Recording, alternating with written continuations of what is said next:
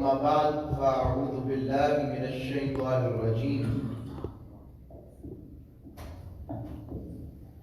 بسم الله الرحمن الرحيم قال الله تبارك وتعالى في القرآن المجيد وَإِن كُنتُمْ فِي رَيْبٍ مِّمَّا نَزَّلْنَا عَلَى عَبْدِنَا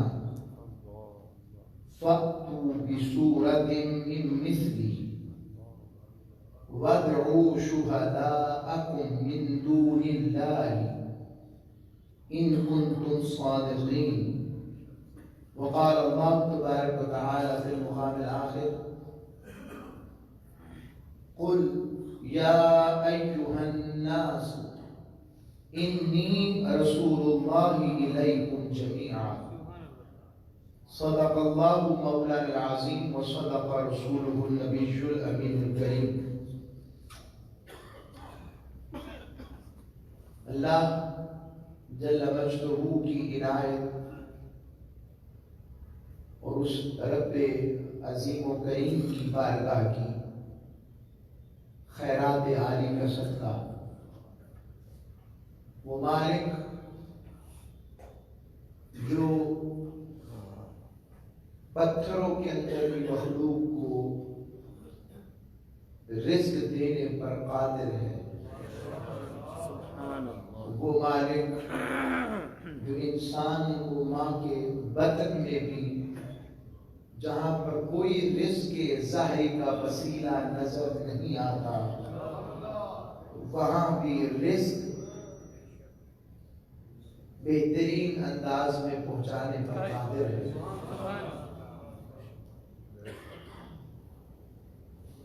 وہ مالک جس کی رحمت اتنی وسیع ہے کہ اس کے غضب پر بھی غالب آ جانے والی ہے، کہ اس کا غضب مغلوب ہو جائے گا مگر اس کی رحمت مغلوب نہیں ہوگی.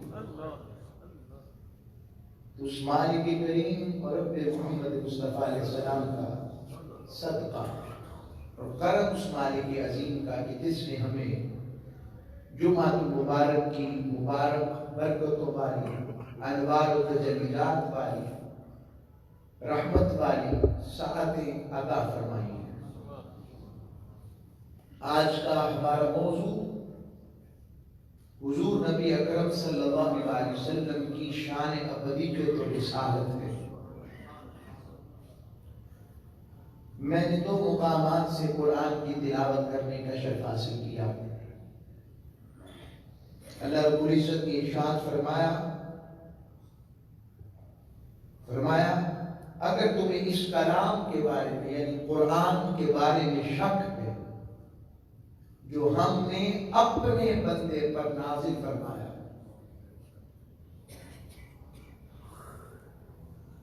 تو اس جیسی کوئی ایک صورت ہی بنا لاؤ اور اس کام کے لیے بے شک اللہ کے سوا اپنے تمام حمایتیوں کو بلا لو. اگر تم اپنے شک اور انکار میں سچے. یہ آیت کریمہ پہلے تو قرآن کی عظمت کا پتہ دے رہی ہے. رب باری تعالی خود چیلنج کر رہا ہے. یہ قرآن کا چیلنج ہے اور چیلنج بھی ان کو کر رہا ہے جو اپنی زبان داری پر اپنی لہج و بیان پر اپنی فصاحت و بلاغت پر اپنے کمال استعارات و تشبیہات پر اپنی زبان پر عبور کی حد تک نہیں بلکہ بہت زیادہ عبور کے ساتھ مغرور بھی ہے کہ ہم سے اعلیٰ کوئی کلام نہیں کہہ سکتا. اور ان کے ذہن میں یہ ہے ہم تو پڑھے لکھے ہیں اور نبی صلی اللہ علیہ وسلم محمد مصطفیٰ علیہ السلام بظاہر تو کسی استاد سے پڑھے بھی نہیں. بے شک میرے محبوب کائنات میں مخلوق میں سے کسی سے نہیں پڑھے مگر ان کو خود رب نے پڑھایا. ان کو خود مالک نے پڑھایا.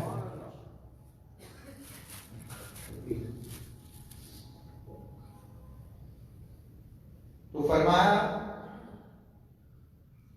جاؤ تم اپنے سارے حمایتی بلا لاؤ.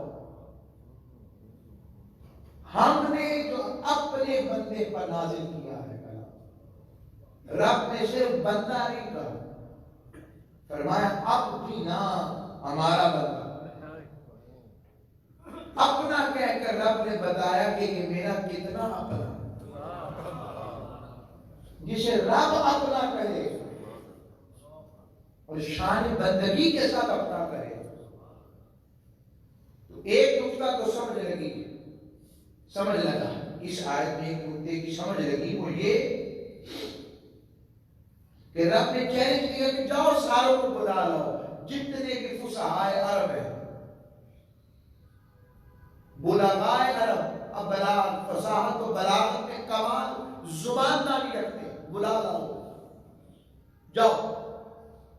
اور ایک سورت بھی بنا کے لے آؤ، سورہ کوثر کے مقابلے میں ایک سورت لے آؤ، 3 آیتوں کے برابر ایک سورت لے آؤ جاؤ. اس جیسا کلام لے کر آؤ. اگر تمہیں اس کے سچے ہونے میں شک ہے کہ امن کرو.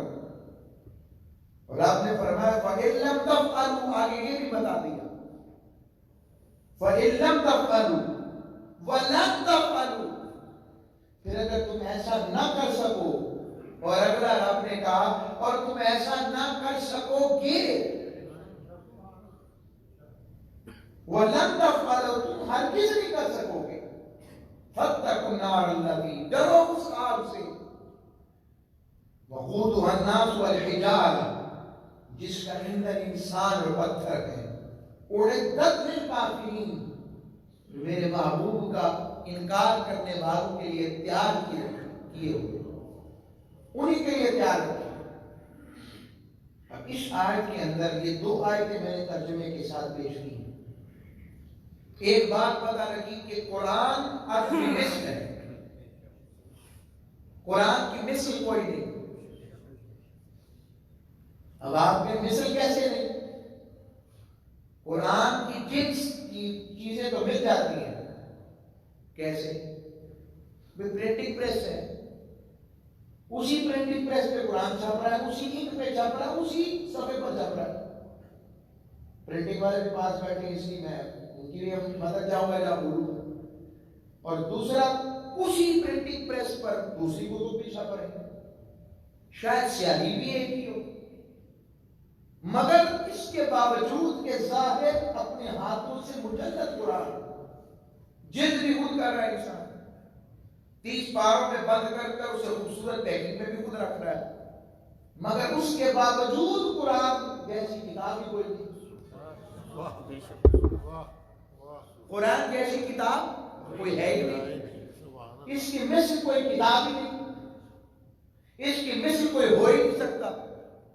اب میرا سوال یہ ہے، قرآن قاری سطروں میں نظر آ رہا ہے، ان بازار سے ملتی ہے، حتیٰ کہ کچھ لوگ خطاطی میں برکت اور رحمت کے لیے خود قرآن لکھتے ہیں، تو قرآن لکھا بھی جا رہا ہے، مگر اس کے باوجود سامنے اپنے جیسا عام کتابوں میں جیسے چھپائی ہوتی ہے، لکھا جاتا ہے، قرآن بھی لکھا جا رہا ہے، مگر قرآن جیسا کوئی کلام ہی نہیں. یہ پھر عدل مثل ہے، اس کی مثل کوئی ہے ہی نہیں. تو جب قرآن کی کوئی مثل نہیں ہو سکتا تو پھر صاحب قرآن کی مثل کون ہو سکتا ہے؟ اس کا مطلب فرق نظر کا ہے. اگر قرآن ایمان والا دیکھے گا اس کی نظر کچھ اور ہے، یہی حال ادھر ہے. اگر میرے محبوب کی ذات کو ایمان والا دیکھے گا تو وہ دیکھے گا ابو بکر و عمر و عثمان و علی کی فیض والی نظر سے. اور جو قرآن اپنے جیسا سمجھے وہ دیکھے گا ابو بکر، وہ دیکھے گا ابو جہل اور ابو لہب کی نظر سے.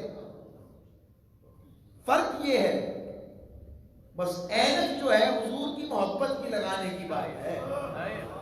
اب یہ قرآن و حدیث تو نہیں، میں جو بات کرنے لگا ہوں مگر سمجھانا چاہتا ہوں، بس مجبوری ہے، یہ استقبال قرآن و حدیث سے نہیں ہے، بار بار کہہ رہا ہوں۔ یہ لیلا مجنو کا ذکر سنا ہم نے، کوئی اس کو عجیب نہ سمجھے، سمجھانا چاہتا ہوں۔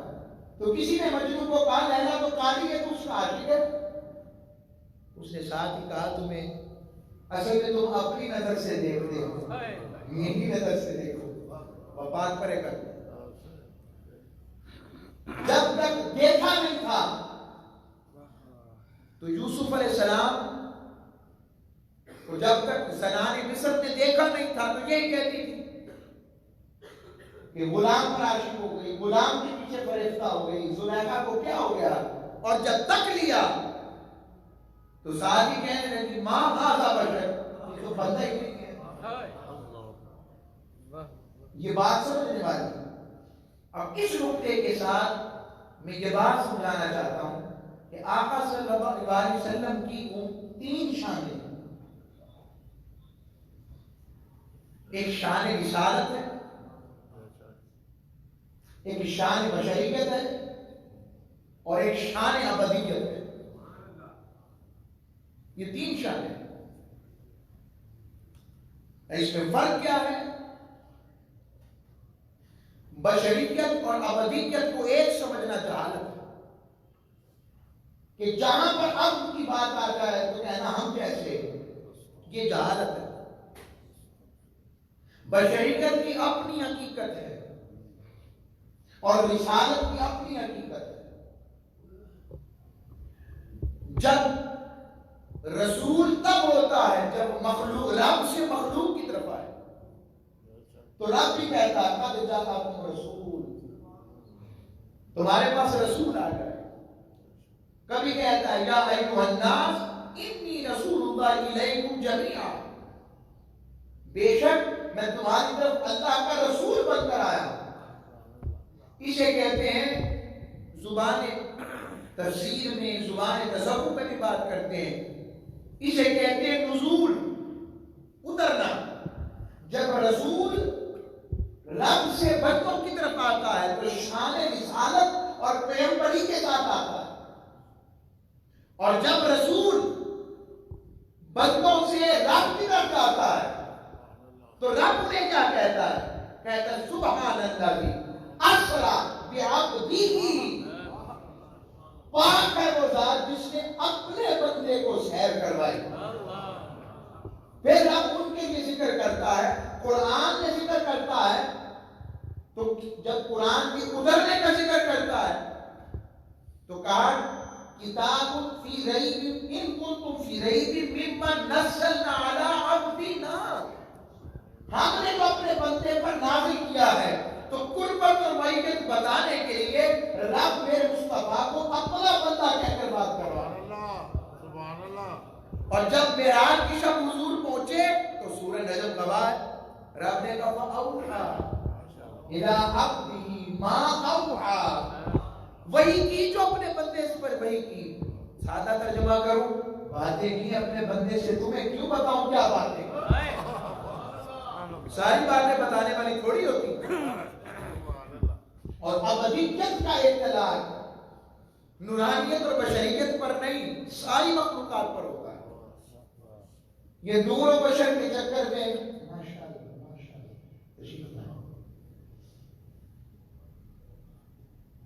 ویلنشیا لوگ سے آئے، ویلنشیا سے ہمارے بزرگ عرض کر واپس پر بس توجہ رہے۔ تو یہ بشریت اور نورانیت کا جھگڑا ہی نہیں، ابدیت اس سے بلند شے ہے۔ اگر صرف بشر ہے اور بشریت ہی ابدیت ہے تو فرشتے کس سے بنے؟ فرشتے کس سے بنے؟ نور سے۔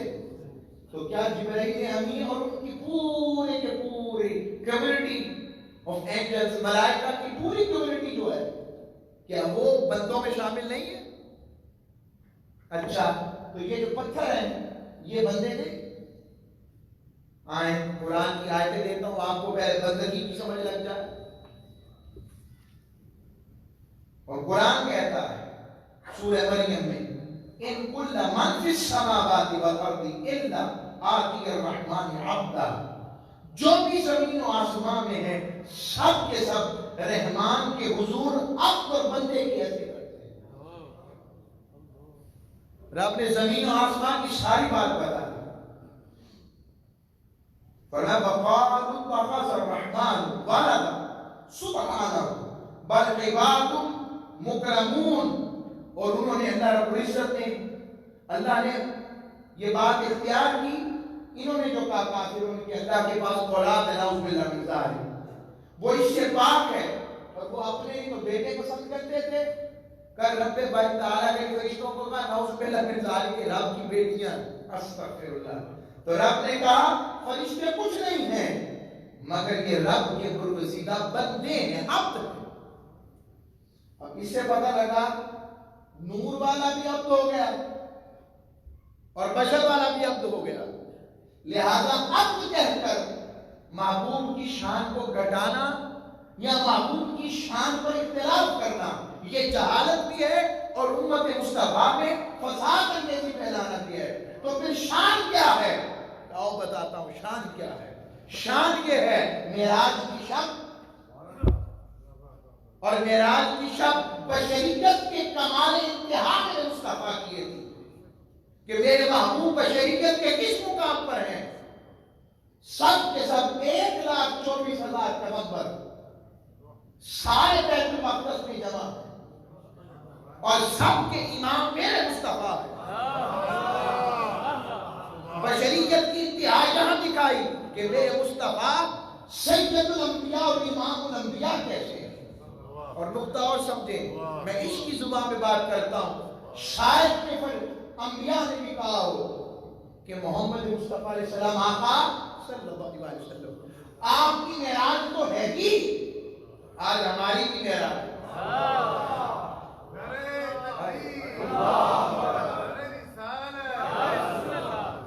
پوچھا ہوگا کیسے کہ میرے وجدانی اور کیفیت والی بات ہے، سمجھ لیں گے تو رب لے جگہ ڈالیں گے، تو عرض کر رہا ہوں آپ کو پتہ ہے اپنی طبیعت کا، یہ باتیں فیض سے ملتی ہیں، کتابوں سے نہیں ملتی، فیض کی خیر ملتی ہے، ان کی خیر ہے جہاں سے خیر ملتی ہے۔ تو عرض کر رہا ہوں تو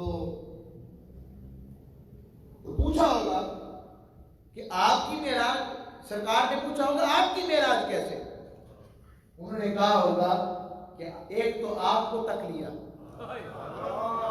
اور دوسرا آپ امام بنیں گے، ہم مقتدی ہوں گے، جب آپ کی قربت میں ہم تو رکعت پڑھیں گے تو وہ امامت کا مزہ ہماری تو معراج بن جائے گا۔ اب رب نے اپنے محبوب کو یہاں بشریت کے کمال انتہا پہ دکھایا، اور خود جو کائنات کے آئمہ ہیں، جو آئمہ انسانیت ہیں، وہ خود مقتدی ہیں اور میرے آقا امام ہیں۔ کائنات میں ایسی عبادت نہ اس سے پہلے کبھی ہوئی نہ اس کے بعد کبھی ہوئی۔ میں وہ لطف ہی دیکھتے، میں کہتا ہوں رب کتنا میرا مالک کریم کتنا خوش ہوا ہوگا کہ دیکھو میرا محبوب امام ہے، فرشتوں ایسے بندے دیکھیں، ایسے عبد دیکھیں، ایسے پیارے دیکھیں جن کا امام میرا محبوب ہو، اور پیچھے بالوں میں کوئی صفی ہے، کوئی نجی ہے، کوئی خلیل ہے، کوئی مسیح ہے، کوئی حسین ہے، سب کے سب مقتدی بن کر میرے مصطفیٰ کی اتباع میں بنے۔ یہ شان بشریت آ گئی، اور نورانیت کا منتہا کمال کیا تھا؟ میرے آقا صلی اللہ علیہ وسلم، اب ایک جملہ اور دے دیتا ہوں، فرشتوں نے بھی کہا ہوگا مالک فرشیوں کی تو موج لگ گئی میلاد مصطفیٰ کی صورت میں، تو عرشیوں کی موج کیسے لگے؟ رب نے کہا ہوگا کہ فرشتوں گھبراؤ نہیں، انہیں میلاد دیا ہے، تمہیں معراج دے رہا ہوں، انہیں معراج دے رہا ہوں، تمہیں معراج کی رات میرا مصطفیٰ آ رہا۔ اور آقا صلی اللہ علیہ وسلم بشریت اور نورانیت کے کمال منتہا پر ہے، اور اس بات کو سمجھنے کے لیے نوریوں کا سردار سدرۃ المنتہا پہ رک گیا، نور رک گیا، اور آقا اسلام فرما رہے ہیں جبرائیل آگے چلو، آقا ایک چونٹی کے برابر، یعنی اتنی مقدار کے برابر کہ جتنا ایک چونٹی جتنی مقدار ہو جائے آگے بڑھوں گا میرے پر جل جائے گا. اور وہاں سے پھر رفتار مصطفیٰ، سبحان اللہ، جو رب سدرۃ المنتہا تک لا سکتا ہے وہ رب کعبہ قوسین و ادنیٰ تک اکیلے نہیں بلا سکتا. سدرۃ المنتہا پہ روک کر مصطفیٰ کو اکیلے کیوں بلا رہا ہے؟ سمجھانا چاہ رہا ہے کہ لوگوں کو شریعت کی انتہا دیکھنی ہو تو دیکھو سدرۃ المنتہا سے پہلے بیت المقدس میں، اور اگر نورانیت کا کمال منتہا میرے محبوب کی صورت میں دیکھنا ہو تو آؤ دیکھو سدرۃ المنتہا پہ میرا مصطفیٰ. اور آگے وہاں سے پھر آقا کی چال چلتی ہے، آقا اپنی چال میں چلتی ہے، زخرف کا وہ تخت بھی آتا ہے، نور کا آلہ بھی آتا ہے، پھر مقام آتا ہے کہ صرف مصطفیٰ چل رہے ہیں. اور رب نے کیا خوبصورت بیان کیا، کہا وَالنَّجْمِ إِذَا هَوَىٰ، اور آگے فرمایا مَا ضَلَّ صَاحِبُكُمْ وَمَا غَوَىٰ. لوگوں ایک عجیب بات بتاؤں کہ تمہارا حبیب تمہیں صحبت سے نوازنے والے وہاں پر گمراہ نہیں ہوئے، بھٹکے بھی نہیں. کیا مطلب؟ یہ تو آیت ایسے پڑھ کے گزر جاتے ہیں، عاشقوں سے پوچھو وہ کہتی یہاں کیا مانا ہے. بھائی زمین پہ چلے تو راستے میں بہت سی ہوڈیز آ جاتی ہیں، موڑ آ جاتے ہیں، کٹس آ جاتے ہیں، دائیں مڑ جائیں بائیں مڑ جائیں. اب مجھے بتائیں سدرۃ المنتہا سے حضور آگے چلے تو کہاں لکھا ہے یہاں جنت مأویٰ ہے، یہاں جنت عالی ہے، یہاں دوزخ ہے، یہاں قلم ہے، یہاں عرش ہے، یہاں فرش ہے، یہاں یہ ہے، یہاں وہ ہے، یہاں کون سا مقام ہے، کوئی لکھا ہوا ہے. اور حضور براہ راست وہاں پہنچ رہے ہیں. تو کہا جہاں پر راستے ہیں، جہاں پر راستے نہیں ہیں، خلا میں کوئی سمت ہوتی ہے، سائنس اٹھا کے دیکھیں وہ تو اڑتا پھرتا بنتا. پہلے تو محبوب کو بنائے کیسے ہے؟ لوگوں کو آکسیجن کی ضرورت ہوتی ہے، آکسیجن کو میرے مصطفیٰ کی ضرورت ہے. آکسیجن بمانا زندگی ہے. اور حضور رب کی قربت میں گئے، رب نے سارے کائنات کا نظامی دامن کر دیا. اور آج حضرت پکار اٹھے کہ وہ جو نہ تھے تو کچھ نہ تھا، وہ جو نہ ہو تو کچھ نہ ہو. ارے جان ہے وہ جہان کی جان ہے تو جہان ہے. اور وہاں مقام آیا، حضور چل رہے ہیں اور ایک مقام پر حضور رک گئے. اب رب نے کہا ابھی ایک مقام تک مہمان آتا ہے پھر مہمان رک جاتا ہے، رک جا کہہ کیا محمد ان ربک یصلی صلی اللہ علیہ وسلم، میرے محبوب علیہ السلام رک جائیے. آپ کا رب خود آپ کے استقبال کے لیے درود پڑھ رہا ہوا آگے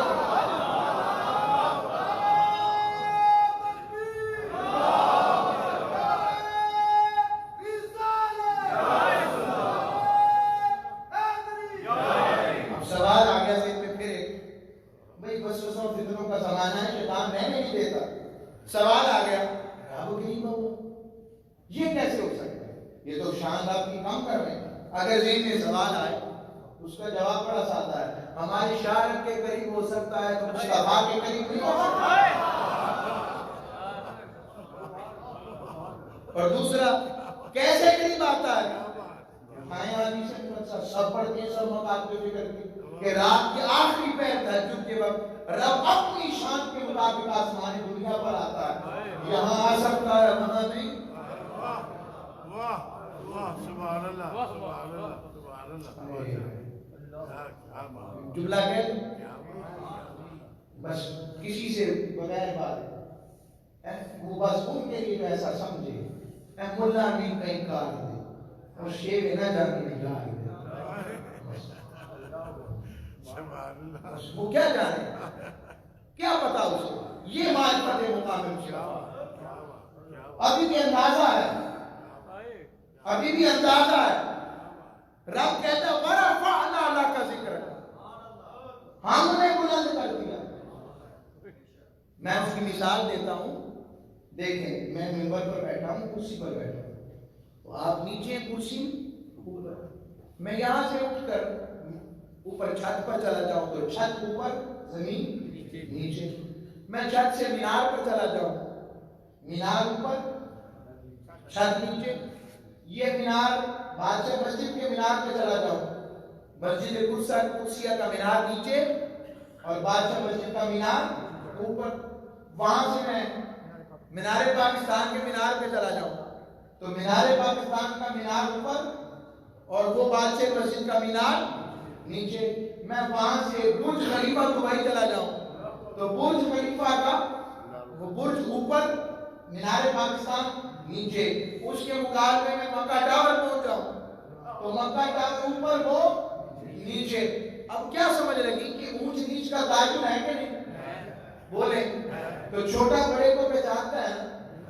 اب مجھے بتائیں رب سے بڑا کون ہے؟ اور رب چھوٹے بڑے کے تعین میں آتا ہے؟ رب عظمت کی وجہ سے ہے ہی بلند، اور اندازہ لگا سکتے کتنا بلند ہے؟ نہیں لگا سکتے۔ تو جب وہ کہے کا ذکر محبوب ہم نے آپ کے ذکر کو آپ کی خاطر بلند کر دیا، تو اندازہ لگا سکتے کہ اس نے کتنا کو بلند کیا ہے۔ کوئی رب کی عزت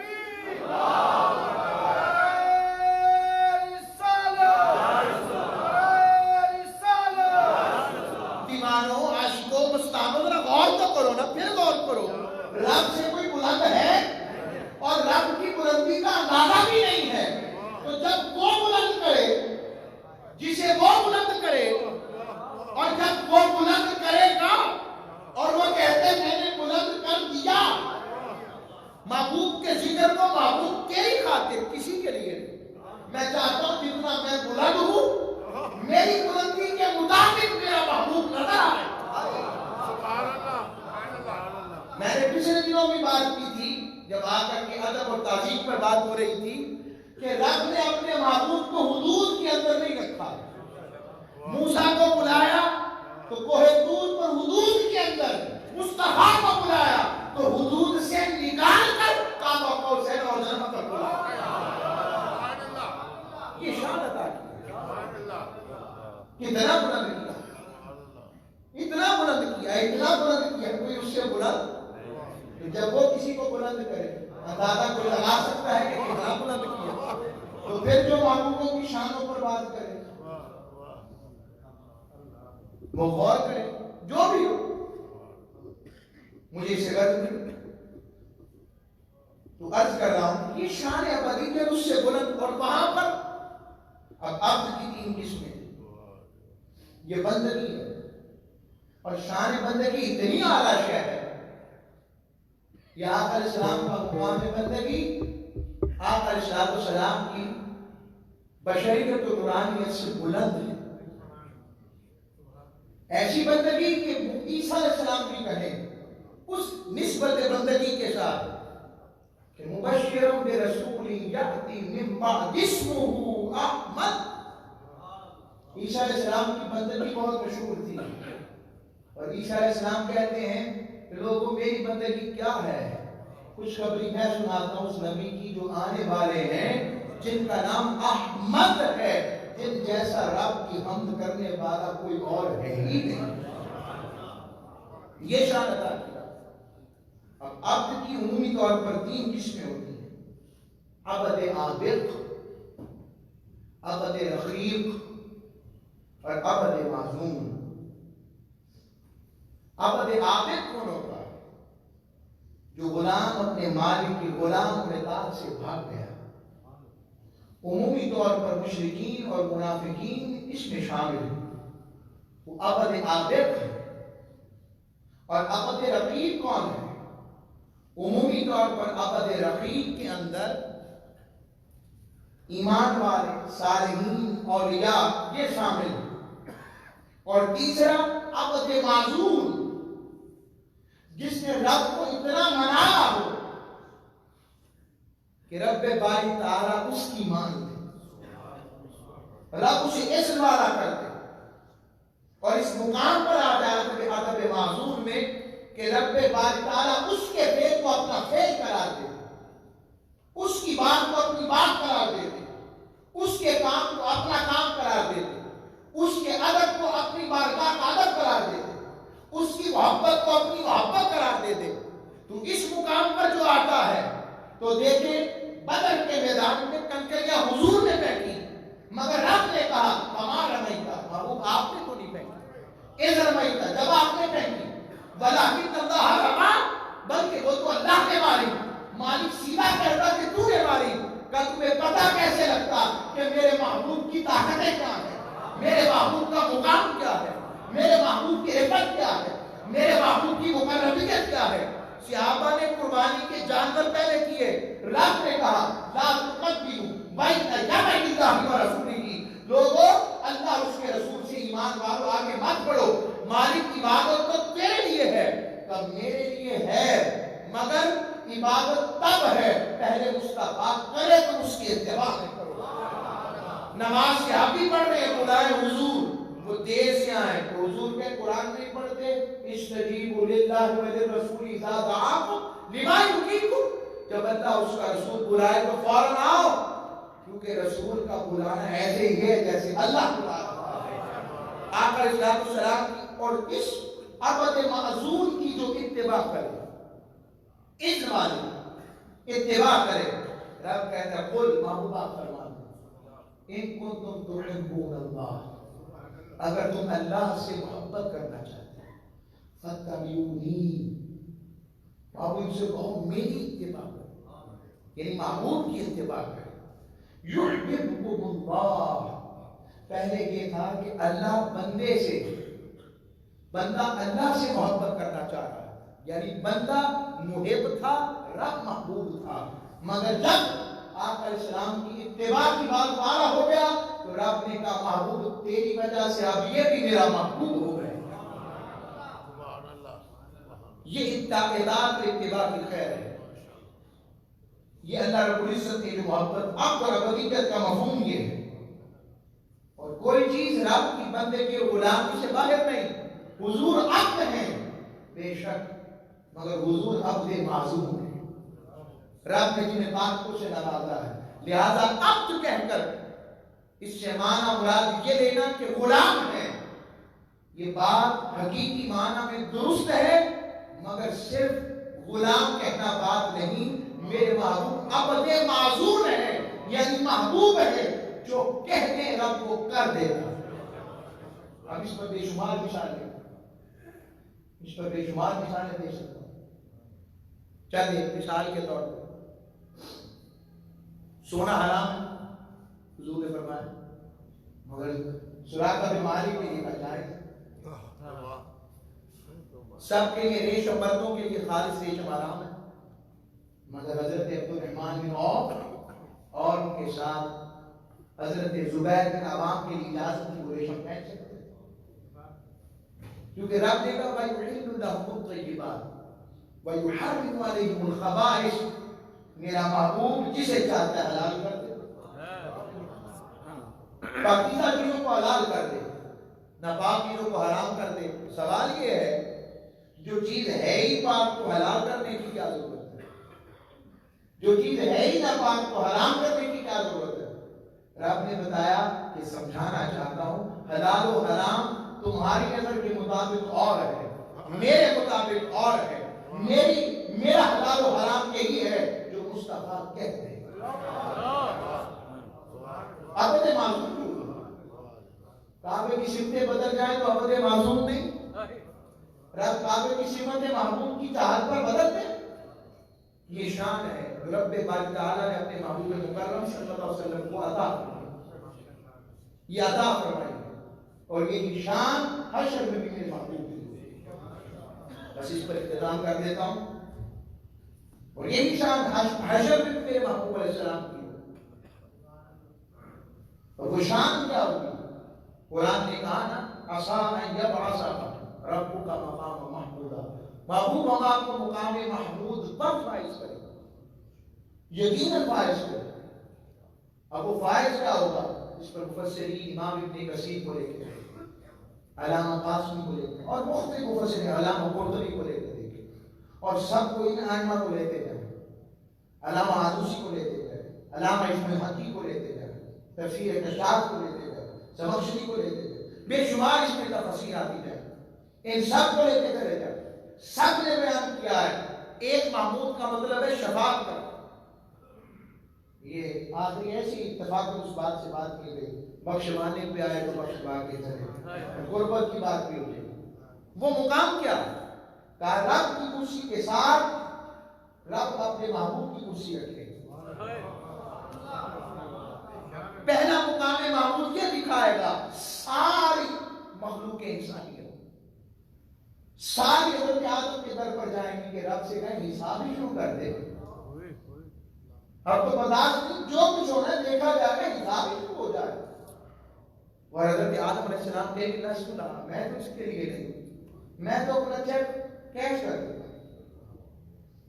موسیٰ علیہ السلام کے پاس، ابراہیم علیہ السلام کے سب کے پاس جائیں گے، حتیٰ کہ عیسیٰ علیہ السلام کے پاس بھی جائیں گے، اور عیسیٰ علیہ السلام کہیں گے ہاں میں لست رہا، میں اس کے لیے نہیں ہوں، مگر میں تمہیں پتہ بتا دیتا ہوں، اس حوالہ محمد جاؤ مصطفیٰ علیہ السلام کی بارگاہ میں صلی اللہ علیہ وسلم، اور سب حضور کی بارگاہ میں جائیں گے، یا رسول اللہ آپ سے بڑھ کر اجبال کریم پیارا کون ہے؟ یہ ہم محمود کو کہتے ہیں تعریف کرنے والے، تو ساری کائنات حضور کی تعریف کر رہی ہوگی، اور آقا کہیں گے آنا لہا، ہاں میں اس لیے ہوں، یہ میرا مقام ہے، یہ مجھے رب نے آج کا دن دکھائی اس لیے، اور رب کا محبوب آجا میری کرسی کے ساتھ تیری کرسی ہے، بیٹھ جا۔ حدیث میں آتا، ایک حدیث میں آتا حضور بیٹھیں گے، دوسری حدیث میں آیا حضور نہیں بیٹھیں گے، دونوں کی تطبیق کی تو معنی یہ ہوگا حضور بیٹھ کر اٹھ جائیں گے، پوچھا آقا بیٹھیں گے کیوں نہیں؟ کہا مجھے تمہاری فکر ہوگی، میرا کو امتی رہ نہ جائے، خالی نہ رہ جائے۔ ماں جس طرح اپنے بچے کو تلاش کرتی ہے، خدا کا واہ ہے یہ حال آپ کا ہوگا۔ یہ آقا اسلام کا حال، ایک ذات مگر 14 مقامات پر میرے مصطفیٰ ہوگا اس عالم کے ساتھ، اور وہاں رب کہے گا سونے آجا، کہے گا لوگوں تم نے کیا تعریف کرنی ہے، میں بھی مصطفیٰ کی تعریف کرتا ہوں۔ یہ مقام محمود ہے۔ اور آخری جملہ، جنت میں جب میرے محبوب کی آمد ہوگی، عبد معذور اور محبوب کیا ہے، جنت میں آمد ہوگی اور دروازہ کھٹکھٹائیں گے میرے مصطفیٰ، آواز آئے گی کون؟ میرے آقا کہیں گے میں محمد صلی اللہ علیہ وسلم۔ آگے سے وہ جواب دیں گے حضور ہم آپ کا انتظار کر رہے تھے، جنت کا دروازہ کھلے گا۔ مسند امام احمد بن حنبل کی حدیث ہے کہ رب باری تعالیٰ خود میرے محبوب کے استقبال کے لیے جنت کے دروازے پر، یہ شان مصطفیٰ، اور حضور سچے میں گر جائے گی۔ یہ بندگی کی انتہا، عاجزی کی انتہا، یہ مقام۔ اب وقت میں نے سارے حوالے دے دیے، بس اس بات پر خبر کرتا ہوں کہ نبی دانم کے منزل ہوں کہ شب دارے کے من بودم بہر سو رکھ سے مسکل بود، کہ شب دارے کے من بودم خدا خود میرے مجلس بود اندر نام محفوظ، محمد شب میں محفل بود کہ شب دارے کے من بودم وما علیہ الا